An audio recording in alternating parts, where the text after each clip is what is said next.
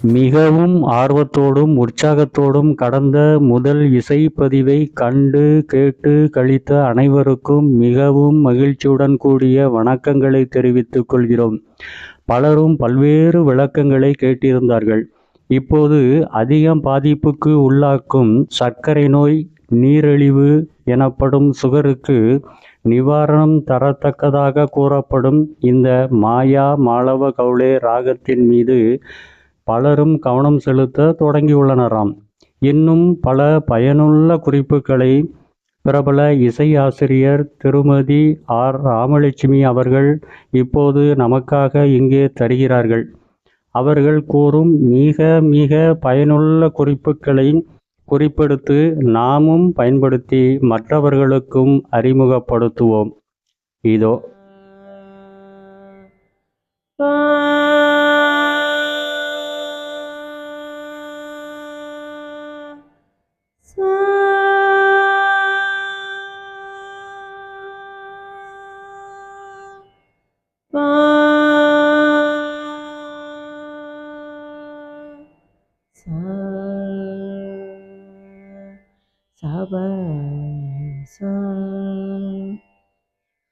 இது ராகத்தினுடைய பேஸ் அப்படின்னு சொல்கிறோம். இப்போ எந்த ஒரு பாடல் பாடுவதற்கு முன்பும் ஒரு கேட்பதற்கு முன்பும் இது இந்த ஸ்ருதியில் தான் இருக்கும், இது இந்த மாதிரி பாடல் அமைப்பில் தான் இருக்கும், இந்த பாடல் நம்ம கேட்க நல்லா இருக்கே அப்படின்னு சொல்லி நம்ம முதல்ல மனசை அதில் ஒருமுகப்படுத்துகிறோம். ஏன் அப்படின்னா போன தடவை சொல்லியிருக்கோம். என்ன சொல்லியிருக்கோம் அப்படின்னா மாயா மாளவ கௌளை ராகத்தை பற்றி பேசியிருக்கோம். அந்த ராகத்தினுடைய தமிழ் பெயர் என்ன அப்படின்னா இந்தளம். அடுத்தது என்ன பேசியிருக்கோம் அப்படின்னா பிலஹரி. பிலஹரிங்கிற ராகத்தினுடைய பண் கொல்லி, அதாவது தமிழ் பெயர், சங்ககால இலக்கியத்தில் கூறப்பட்ட பெயர். அடுத்தது பூபாலம் அப்படின்னு ஒன்று பாடலை பாடி அந்த பாடலுடைய ராகத்தை பற்றி பேசியிருக்கோம். அது புறநீர்மை தமிழில்.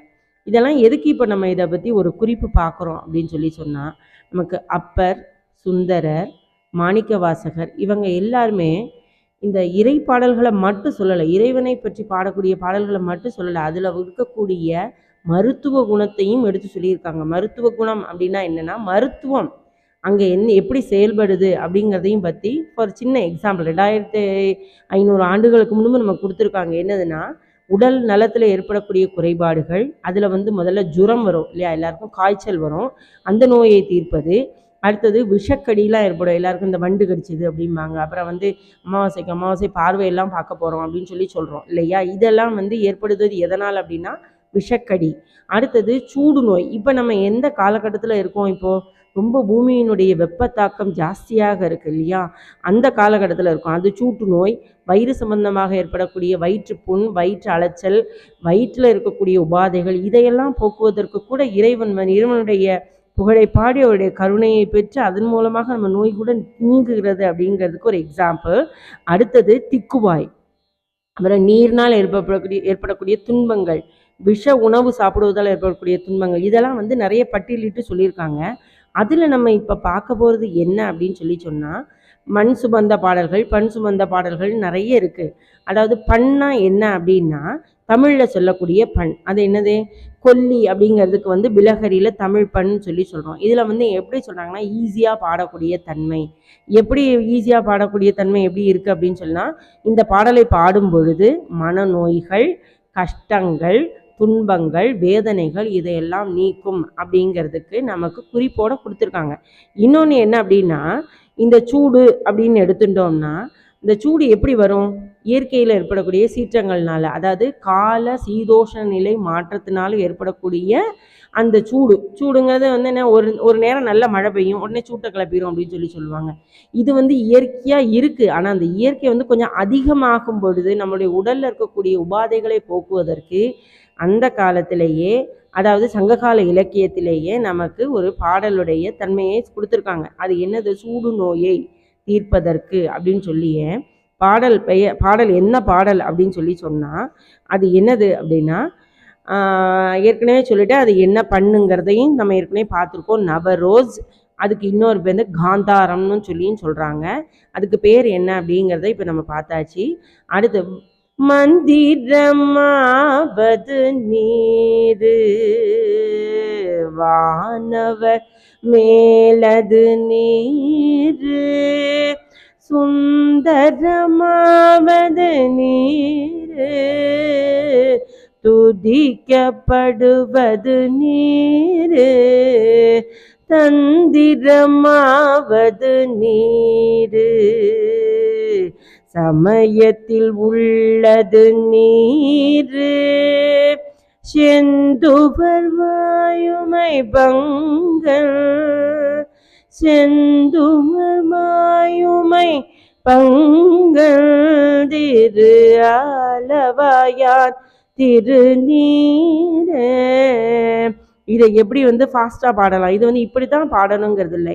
இதை பொழிப்புரை மாதிரியும் பாடலாம், விருத்தங்கள் மாதிரியும் பாடலாம். எப்படின்னா மந்திரமாவது நீர் வானவர் மேலது நீர் சுந்தரமாவது நீர் துதிக்கப்படுவது நீர் தந்திரமாவது நீர் சமயத்தில் உள்ளது நீர் செந்துவர் வாயுமை பங்கல் திரு ஆலவாயான் திருநீரே. இப்படியும் பாடலாம். இந்த பாடலை பாடும்பொழுது நமக்கு என்ன நோய் தீருகிறது என்பதை முதல் குறிப்பில் கூறியிருக்கேன். அதை திருப்பி ஒரு முறை ஞாபகப்படுத்துகிறேன். இந்த பாடலின் மூலமாக மனதில் ஒரு இதமான ஒரு சூழல், அந்த சூடை தணிக்கக்கூடியது. மனம் இனிமை எங்க இருக்கோ அங்க உடல் சூடு தணியும். அதாவது என்ன சொல்லுவாங்க, ரொம்ப சூடா இருக்கேப்பா, ஏன்பா அப்படி இருக்கு அப்படின்னு சொல்றோம் இல்லையா, அதை மாற்றுகிறது. இன்னொன்னுன்னா உணர்வுகளின் மூலமாக இந்த தணுப்பு அப்படிங்கிற தன்மை, அதாவது சில்னஸ் அப்படிங்கிறது அந்த சூட்டை குறைப்பதற்குரிய ஒரு பாங்கினை இந்த மருத்துவ ரீதியாகவும் உடல் ரீதியாகவும் மன ரீதியாகவும் இதை சரி செய்து கொள்ளலாம் என்பதை நமக்கு 2500 ஆண்டுகளுக்கு முன் இந்த பாடலின் மூலமாக நமக்கு விளக்கி இருக்கிறார். அடுத்தது பாடல் என்ன பார்க்க போகிறோம் என்றால் பிலஹரி ராகத்தை பற்றி. அது என்னது அப்படின்னு பார்க்கும்போது தமிழில் கொல்லிப்பண் அப்படின்னு சொல்றோம். இதுவும் என்ன அப்படின்னா வயிற்றில் உள்ள இருக்கக்கூடிய உபாதையை நீக்கக்கூடியதுன்னு மொத்தத்தில் சொல்லியிருக்கோம். ஆனால் அதில் என்ன சொல்லியிருக்காங்கன்னா, சூளை நோய் ஆட்கொண்டு தவித்தவர்களை நோயை தீர்த்து உடல்நிலையை சரியாக்கியது அப்படிங்கிறது தான் இதனுடைய பொருள். என்னதுன்னா, கூற்றாயினவாறு விளக்குகிறேன் கொடுமை பல செய்தன நான் அறியேன் ஏற்றாயடிக்கே இரவும் பகலும் பிரியாது வணங்குவன் பொழுதும் தோற்றாது என் வயிற்றின் அகம்படியே உடரோடு துடக்கி முடக்கியிட ஆற்றேனடியேன் அதிகை கடில விரட்டான துறையம்மானே. இதுல சூழநோய் ஆட்கொண்டவர்களுடைய வயிற்று வலியை நீக்கியது அப்படிங்கிறது தான் இதனுடைய மிகப்பெரிய தாற்பயம்.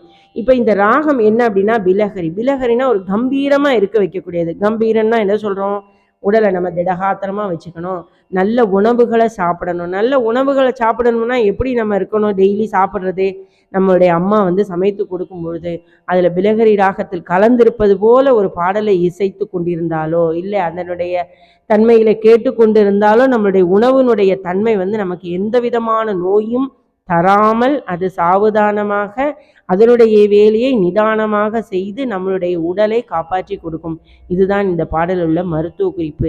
இன்னும் பூபாலத்தை பற்றி அடுத்து பார்ப்போம்.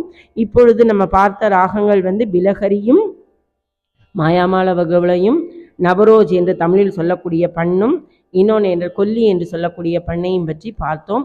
இதை பார்த்து கேட்டு இதனுடைய அடிப்படையில் இருக்கக்கூடிய பாடல்களை கேட்டாலே நமக்கு இன்னும் நல்ல சிறப்புகளை தரும் என்பதை கூறி இன்றைய இந்த விஷயத்தில் இருந்து நம்ம கொஞ்சம் சற்று விலகி இருந்து பின்பு பூபாலத்தை பற்றி நோக்கி பார்ப்போம், உணர்வோம், செயல்படுவோம். நல்லதையே சிந்திப்போம், நல்லதையே நினைப்போம், நல்லதையே எல்லோரிடம் கொண்டு சேர்ப்போம் என்பதே இன்றைய நம்மளுடைய வாழ்வில் நடைபெறக்கூடிய இன்பமான ஒரு உணர்வை ஏற்படுத்தி கொள்ளுங்கள். இதில் கூறக்கூடிய தாத்பரியம். வணக்கம். நன்றி. இந்த பிளகரி ராகம் திரை இசையில் இவ்வாறு வருகிறது.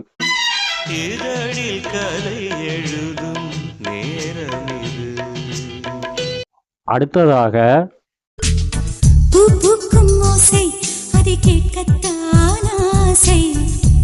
பொதுவாக பொருள் செலவின்றி நாம் இருக்கும் இடத்திலிருந்தே இந்த ராகத்தை கேட்டு ஆரோக்கியத்தை மேம்படுத்தி வாழ அனைவரையும் வாழ்த்துகிறோம். இவற்றை நுட்பமாக கற்றுக்கொள்ள நாம் முன்பு சொன்னது போல ஸ்ரீ அகாடமி மூலம் நமது இசையாசிரியர் மேலும் கற்றுக் கொடுக்கிறார். மேலும் கூடுதலான இசை நுட்பங்களோடு புதிய செய்திகளை அடுத்த பதிவில் விரைவாக வழங்கியிருக்கிறார். அதுவரை நன்றி.